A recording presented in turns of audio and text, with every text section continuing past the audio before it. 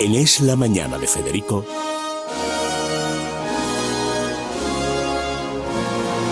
preguntas a la historia con César Vidal y Federico Jiménez Los Santos.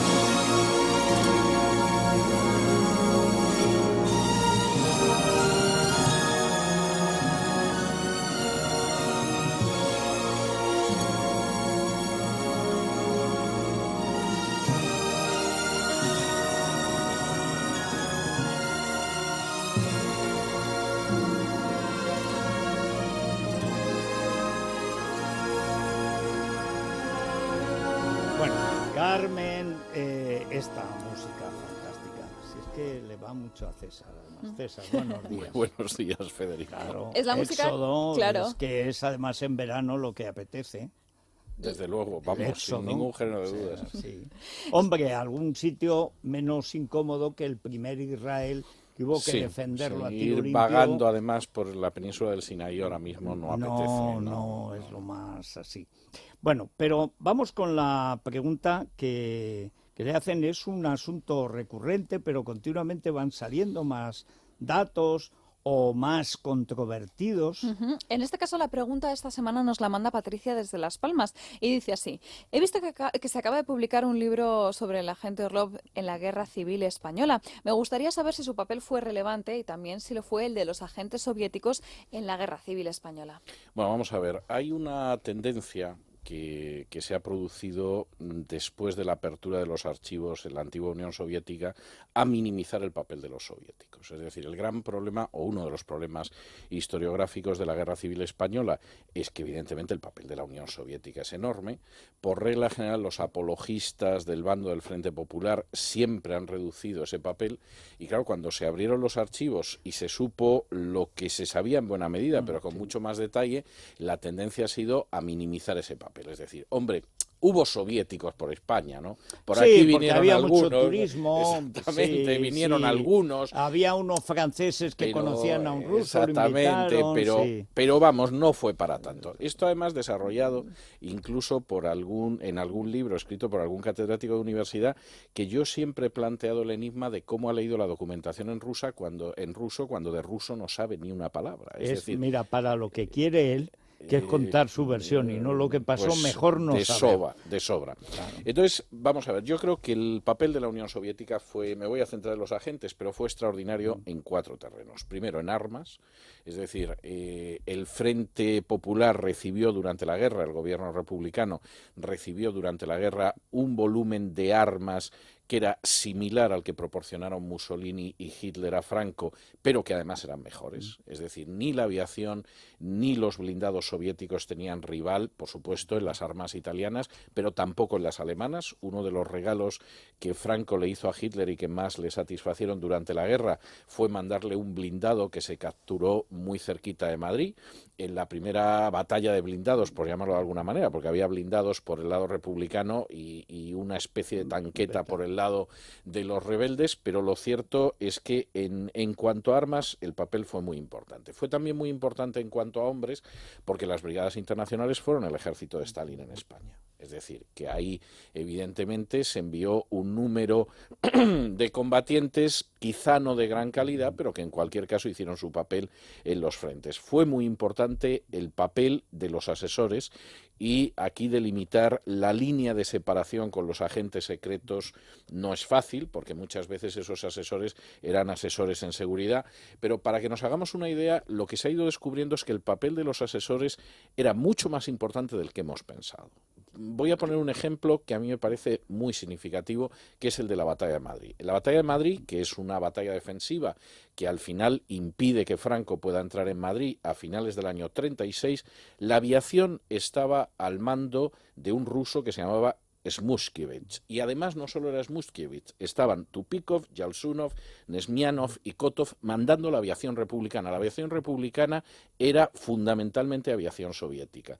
La artillería estaba a nombre de otro soviético que se llamaba Boranov, que es realmente el que desarrolla la defensa artillera de Madrid. Los carros estaban dirigidos por Krivoshein y casi todos además tripulados por soviéticos, es decir, que eran los que sabían cómo manejar los carros soviéticos. Luego en diciembre lo sustituyó Pavlov, pero eran soviéticos.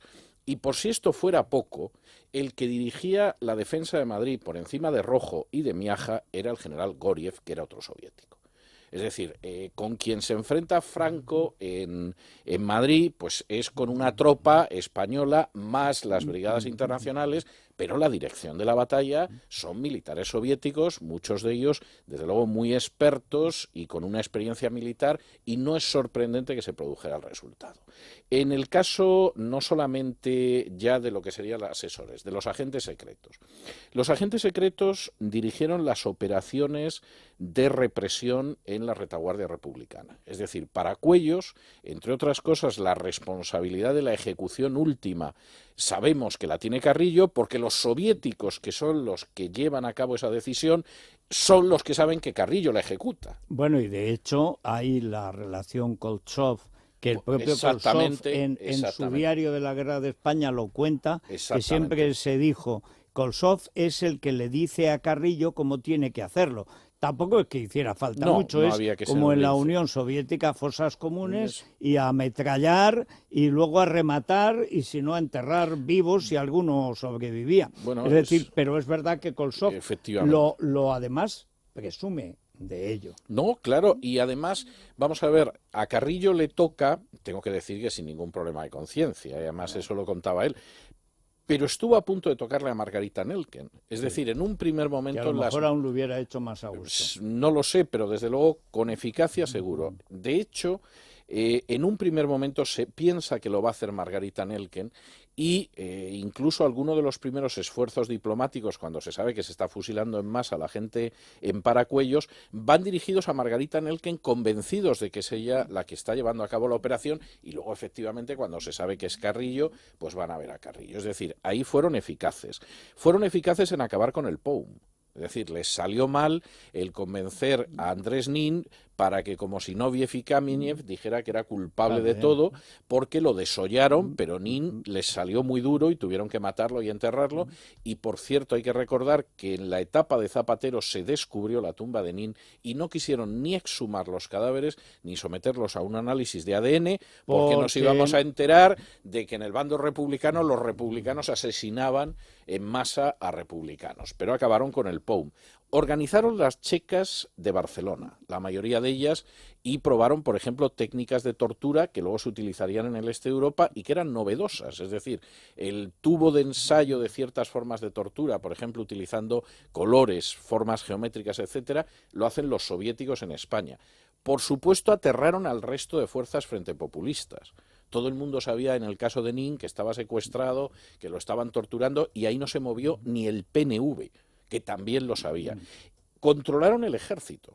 Cuando llega la gran ofensiva del Ebro, el ejército lo manda, por encima de todo, el comunista Modesto, y está formado por dos cuerpos de ejército, el 15 y el 5, que mandan Tagüeña y Lister, que eran comunistas. Más luego tienes a Mateo Merino, al campesino... Exactamente, que ya eran mandos inferiores. Que eran los generales de las brigadas. Es decir, que estamos hablando de gente del partido, algunos pasados por la Academia Frunze, sí, es decir, que era la Academia Militar también de la Tercera Internacional, no es militar rusa, es militar de la Comintern. No, exactamente, de la Unión Soviética. Claro. Formaron, y de esto también existe una documentación que yo traduje por primera vez al español desde el ruso, formaron la idea de un gobierno de democracia popular para la posguerra que acepta Negrín, y esos son también los agentes soviéticos.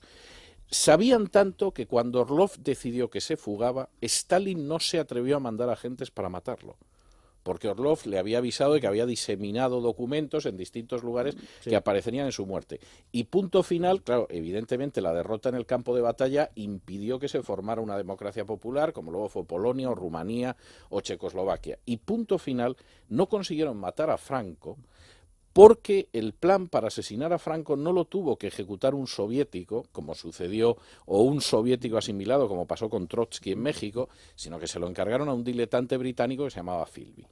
Y Philby en el último momento se asustó porque igual que Mercader le dio con el piolet a Trotsky y luego sabía que lo detenían y que podía suceder cualquier cosa, Philby, chico de Cambridge, a fin de cuentas, no estaba dispuesto a que luego llegara la Guardia Civil y a saber lo que podía hacer con él si mataba a Franco. Además él aspiraba a acabar como acabó, con un novio en Moscú. Bueno, y enterrado al lado de Mercader, por cierto. Claro, es como lógico, héroe de es la lógico. Unión Soviética. Pero pudo matar a Franco. Y hubo un plan del NKVD para matar a Franco y además tenía que haberle matado supuestamente cuando Franco lo estaba condecorando por ser corresponsal de guerra muy profranquista en la denominada España Nacional. Es decir, el papel de la Unión Soviética fue muy importante, pero el de los agentes secretos fue como mínimo tan importante como el papel militar, y lo hicieron muy bien.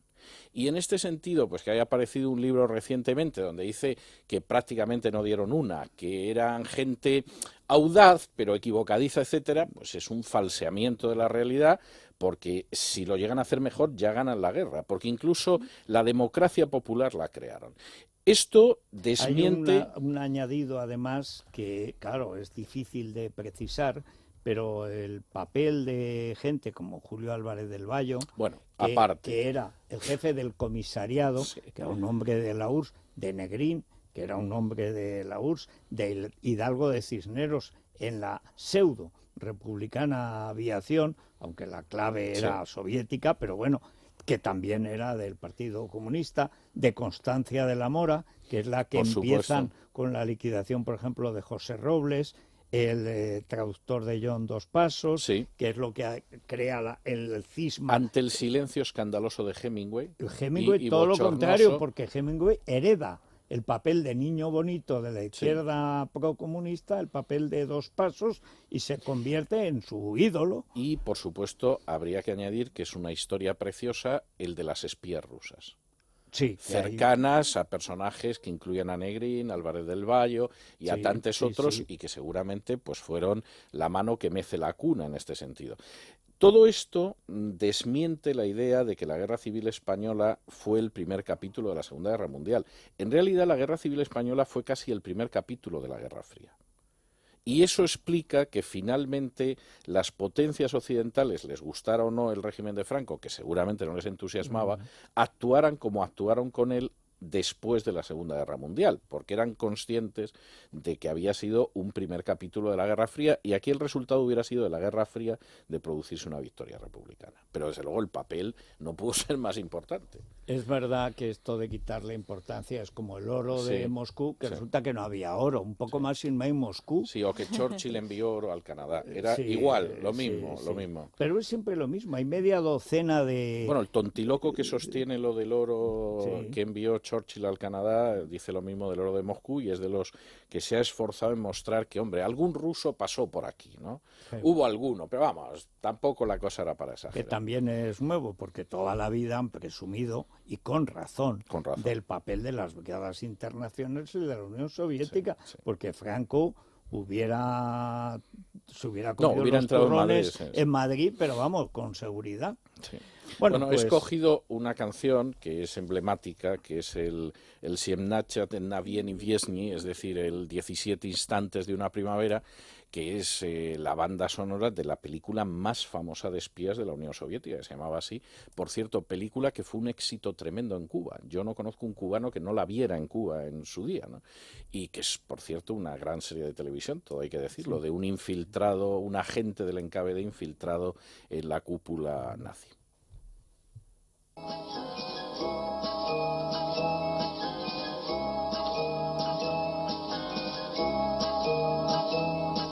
Не думай о секундах свысока. Наступит время, сам поймешь, наверное. Свистят они, как пули у виска. Мгновение, мгновение, мгновение. У каждого мгновения свой резон. Свои колокола, своя отметина. Мгновенья раздают, кому позор, кому бесславие, а кому бессмертие. крохотных мгновений ноткам дождь. Течет с небес вода обыкновенная, и ты порой почти полжизни ждешь,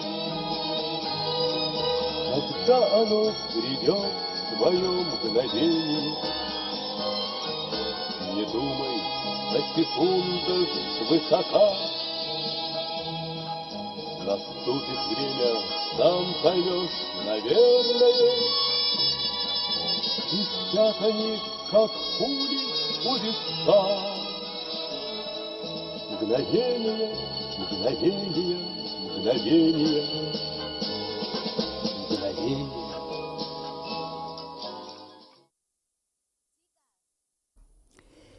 Bueno, pues 17 instantes de una primavera. Hay que decir que también los sanguinarios pueden ser cursis, ¿eh? Pero la novela es muy buena, ¿eh? Ah, sí. Y la serie son 16 o 17 capítulos de 1 hora. Yo la serie la he visto 2 veces y es una extraordinaria serie de espías, ¿eh? Y la novela es muy buena novela. Está traducida al español, la publicó Plaza y Janés.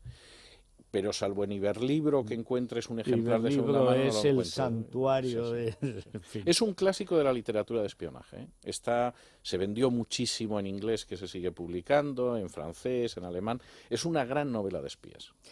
Muy bien, pues muchas gracias, César. Hacemos una pausa brevísima. Nos vamos con las urticarias, que ya solo de leerlo me está picando todo. Sí, Nos sí. lo trae el doctor de la Morena Bueno, para hacerme sufrir, claro. La urticaria, y luego está la urticaria Bárcenas, que es la También urticaria pica. que producen los jefes del PP y hasta en algunos de sus votantes. El mero oyen Bárcenas y te empiezan Ya, a tener en ay, el tímpano ay. un a modo de urticaria. Es tremendo. Tremendo. Luego leen las encuestas de este fin de semana. ¿Tú has visto, César, la encuesta del País? Sí, la menciono en mi editorial de las 8. El 90% del PP cree que el partido es responsable de Bárcenas, pero es que el 92% del PSOE cree que su partido es responsable de los SERE. Dice, hombre, Bueno, es que la gente no es tonta, ¿no? no. Claro, así el bipartidismo se va a freír espárragos en un año, ¿eh? No sé yo los que quedarán. Sí, bueno, vamos a ver. Un año vamos a ver. todavía Vamos a ver. no, porque son en un año menos ya, son las elecciones para antes del verano, las europeas, y luego llegan las municipales y autonómicas. Sí, vamos a ver. Este país es un país Claro. de fes consolidadas y dogmatismos inquebrantables. No me hago yo muchas ilusiones. Vamos a ver. Es Radio.